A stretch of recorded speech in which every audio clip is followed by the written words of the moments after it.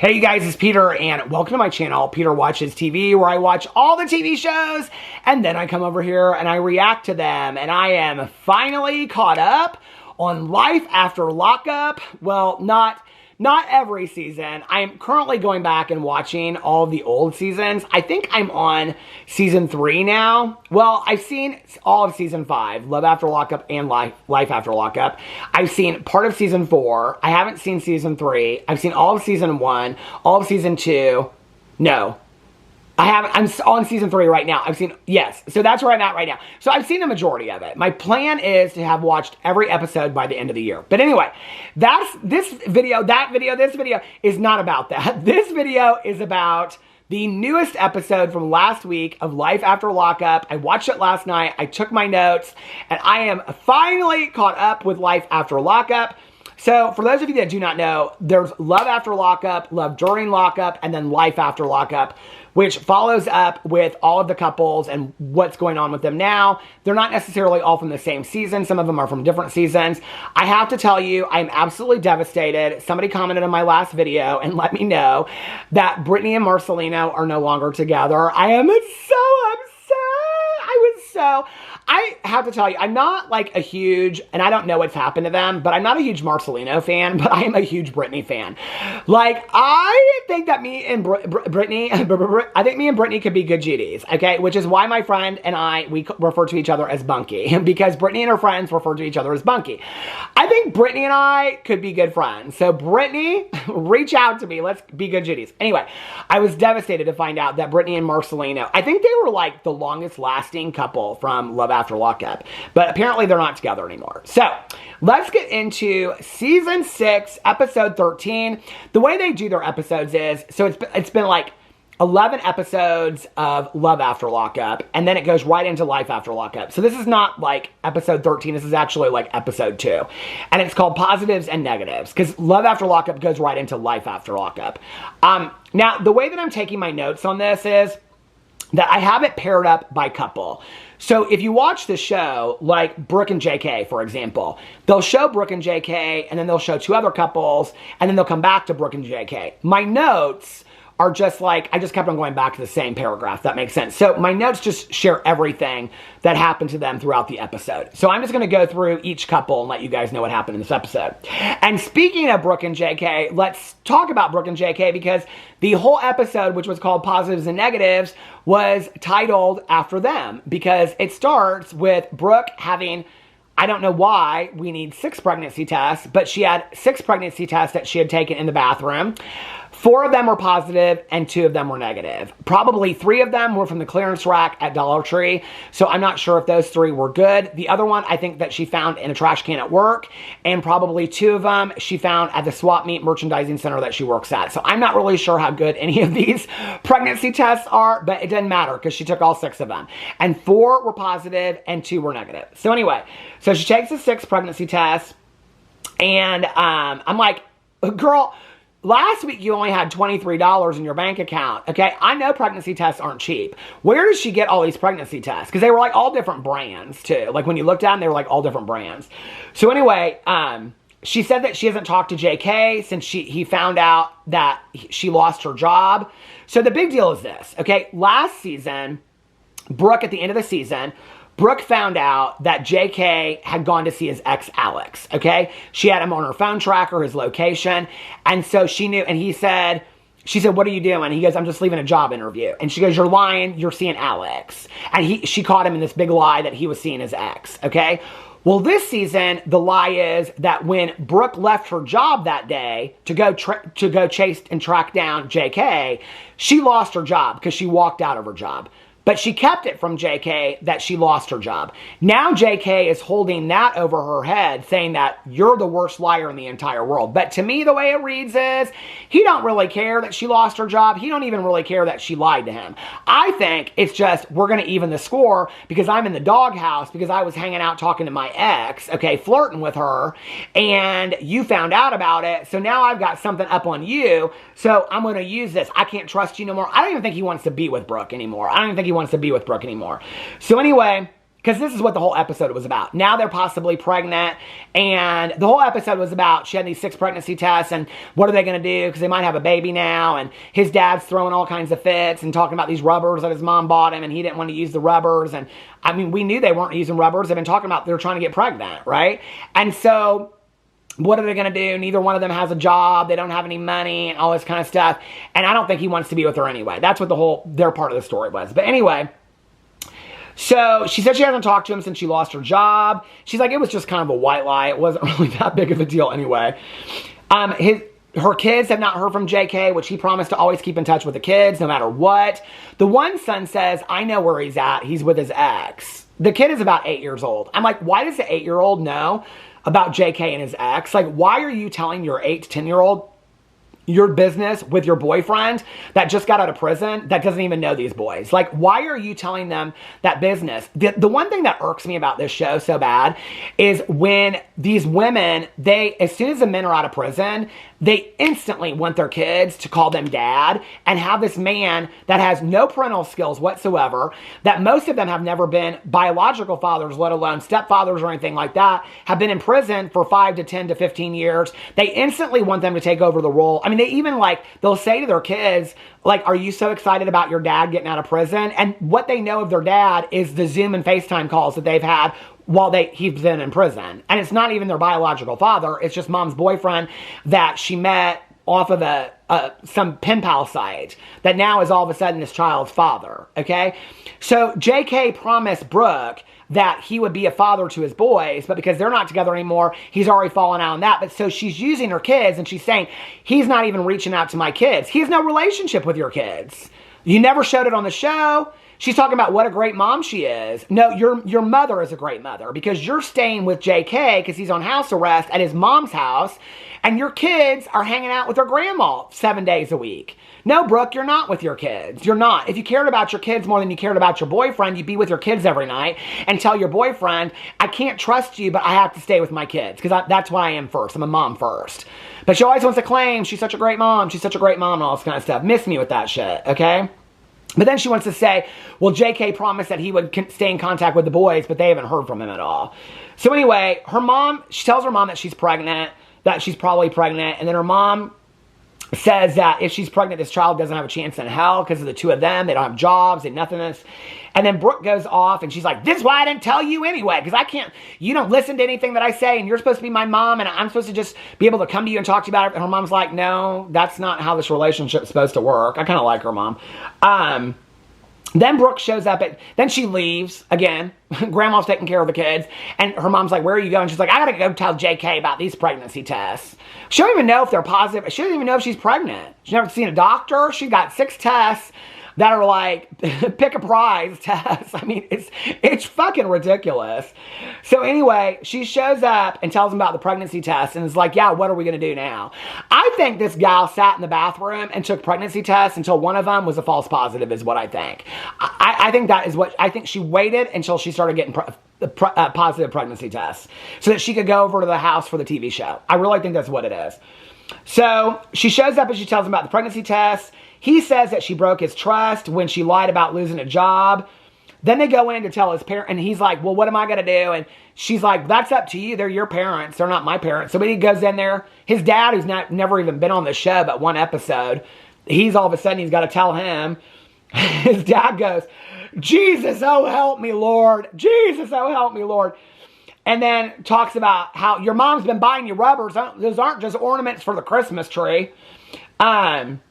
Brooke's like, I don't understand why they're not excited. Like, this is their baby's baby. Why aren't they excited? They're not excited because they know that neither one of you have the capability to take care of a child, okay? The mom's like, you don't have any money. You don't have jobs. You two fight all the time.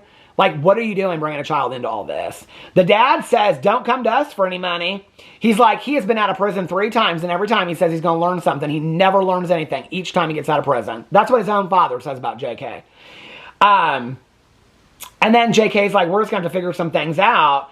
And then JK says to the producers, he's like, are we even in a good spot to bring this child into the world? No, you're not. And it's probably something you should have thought about 2 episodes ago when y'all were trying to get pregnant and bring a child into this world.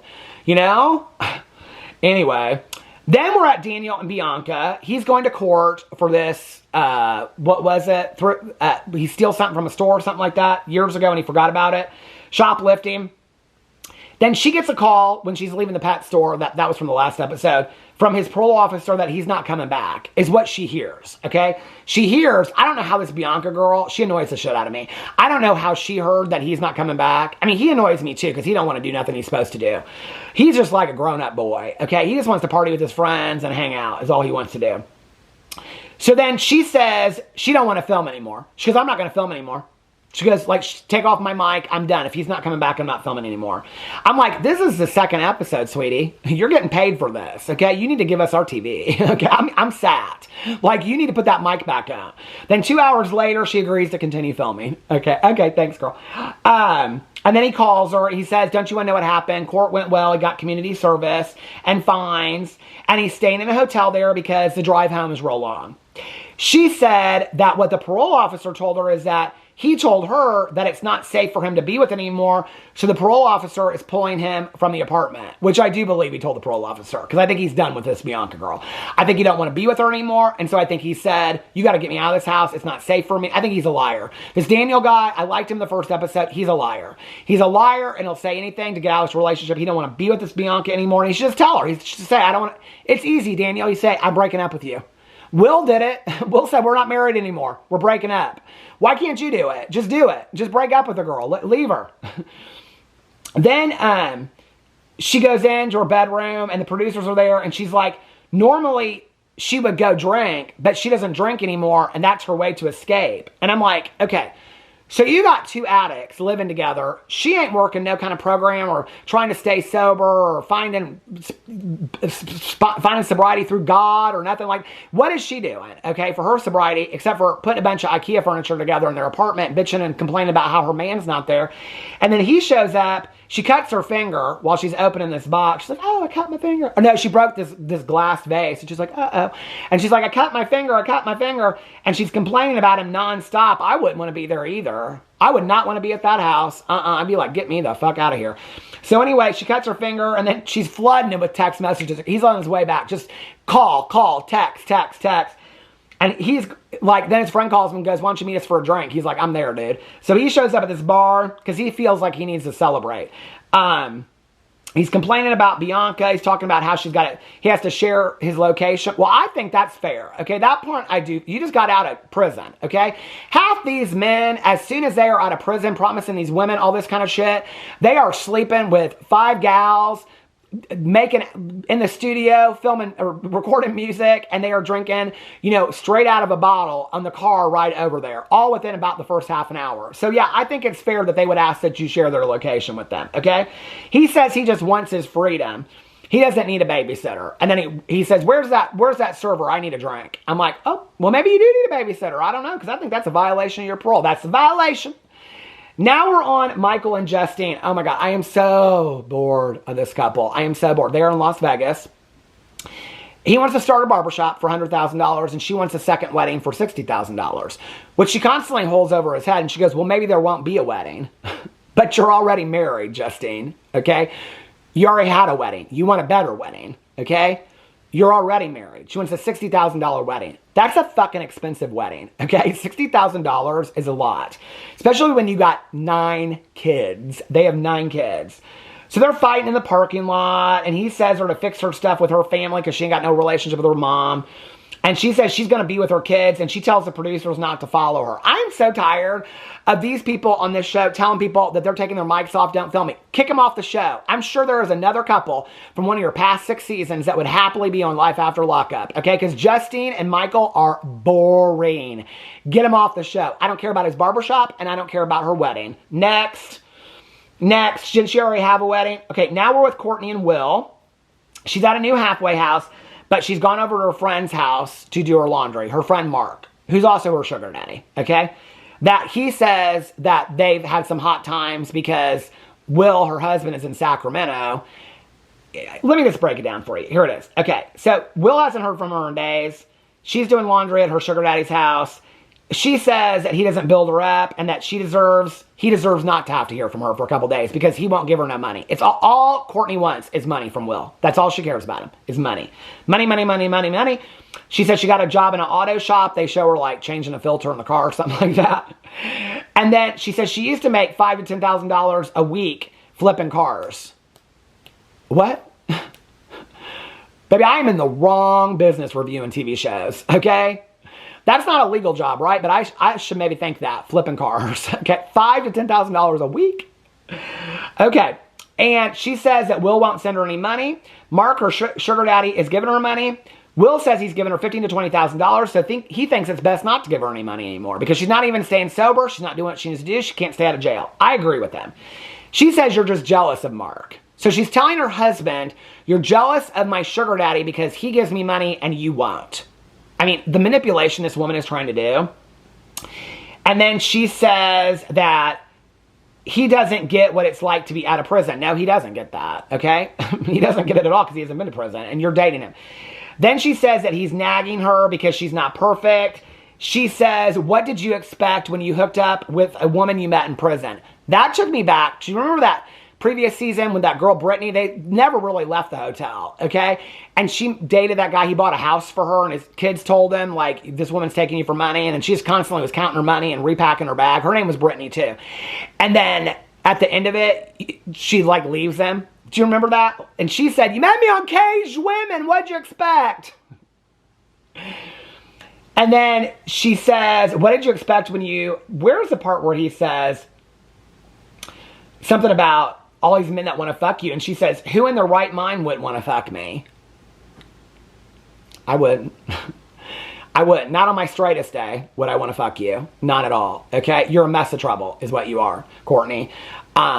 And that sweet side of you, that's what you use to appeal to men to get them to pay your way for them, okay? And I don't believe for 1 second you haven't slept with this Mark dude because the producers asked him and he said they had and you say they haven't. So what that says is one of you is a liar and you're a proven convicted liar. So then at the end of it, Will says... He goes, you're not a wife and we're breaking up. And he hangs up on her. She cries. Mark consoles her in the bedroom. Will takes down his pictures and throws them away. She says he didn't even give them a chance. He gave them a lot of chance. You ended up in jail. You hung out with your sugar daddy. You moved out of 2 halfway houses. You lied to him on the phone about being high. He gave you a lot of chances. Mark goes in and gets in bed with her. He tells producers that they had a couple hot moments because Will is in Sacramento and that's just too far away. Now we're at Keith and Leticia. They're kind of growing on me a little bit. He's getting out of the halfway house. And so she and his dad go see the attorney about custody because he has a son from this gal that he was with previously, but she's lost custody of the son. So Leticia went and the mother signed, now the son is in foster care. The mother signed guardianship of the child over to Leticia and they took it, I guess, to a bank to be notarized. The attorney was like, no, baby, this is not how it works, okay? Leticia was like, the world's working against us. I was like, no, baby, the world's not working against you. This is the real world, okay? And you don't just go and, she says, you can have my baby, and then you get it notarized. That's not how it works when Division of Family Services gets involved.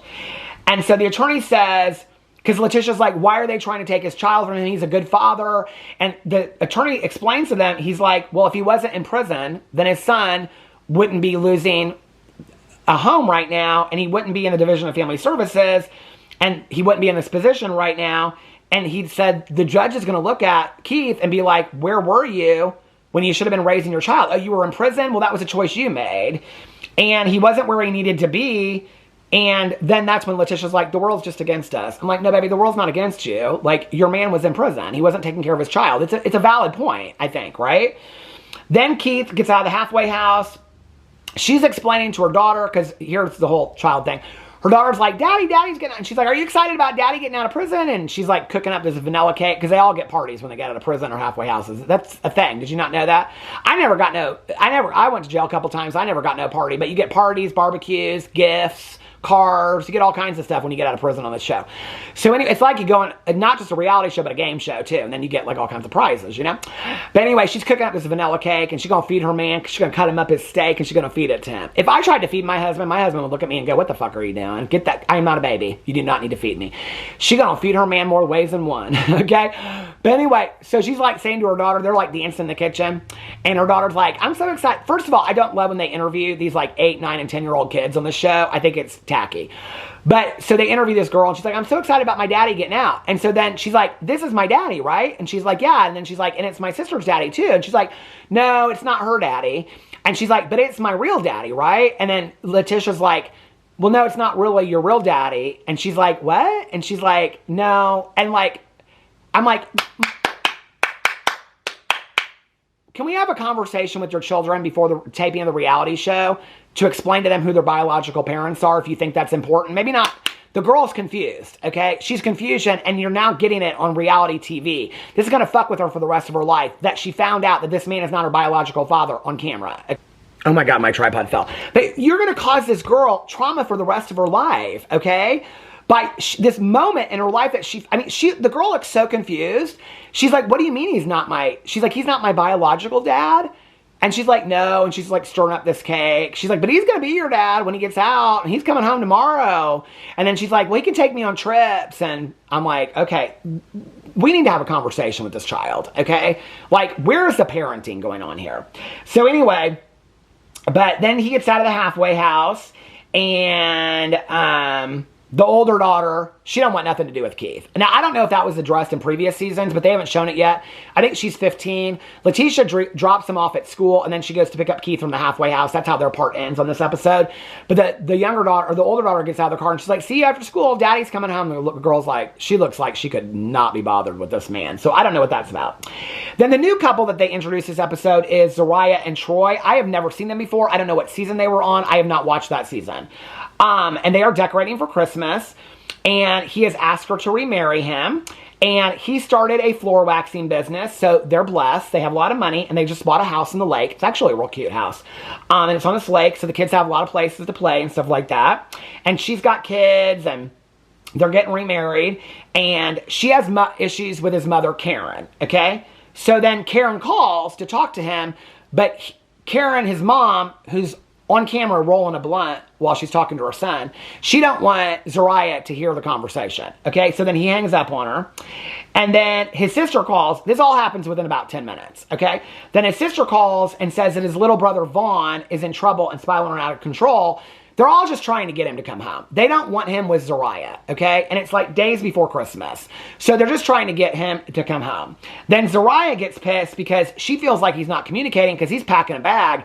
And she's like, you obviously made this decision last night to go home to Buffalo, but you didn't tell me, okay? And he's like, well, I got to go fix this with my family. And she's like, oh, are you going to also see your daughter, Troy Jr.? That's his daughter's name, Troy Jr. Are you going to go see Troy Jr. and her mom? And he's like, well, yeah, I'll probably stop there to see her. And she goes, but you don't want me to go with it. Okay, so that we're seeing this is already a problem again. And then she talks about how they can't communicate, and she's an adult, and he's a child, and they can't communicate. And then he's eating this breakfast that she made, and he's like, the food's really good. And she goes, you can choke on it. I'm like, oh, that's good communication skills, Zariah. That's real good communication skills. And then she says he lied because he didn't tell her that he was going to Buffalo. She says she doesn't know if he is living a double life or not. She says she needs to talk to him about something, and she has no idea how he'll react to it. I think she's pregnant. I don't know what it is, but that's how they end the episode.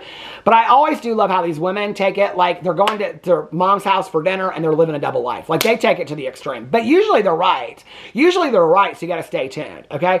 But on this episode, there was no Demondrick, there was no Kiana or Joella, which is how last episode ended. So I cannot wait till this Friday's episode because I want to find out what happened with that phone call in the bathroom when she took off her mic.